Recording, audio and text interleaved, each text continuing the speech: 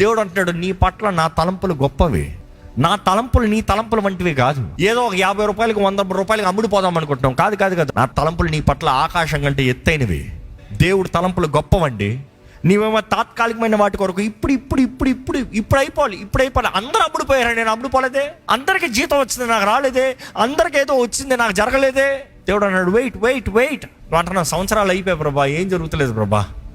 నువ్వైతే నీలోనే ఎదుగుదల చూడట్లే. దేవుడు అంటాడు, నాకు తెలుసు నువ్వు ఎదగాలి, సమయం ఉంది. నా చిత్తంలో నా సమయంలో నేను సమస్తము సమకూర్చి జరిగిస్తానని దేవుడు తెలియజేస్తున్నాడండి.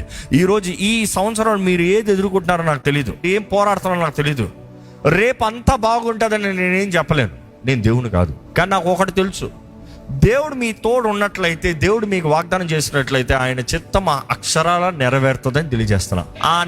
ఆయన చిత్తము మీకు మేలే కానీ కీడు కానే కాదు.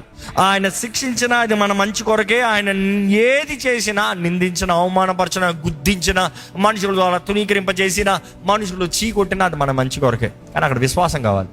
దేవుడు మాట ఇస్తే నెరవేర్చే దేవుడు. నమ్మేవారు హల్లెలూయా చెప్తాం.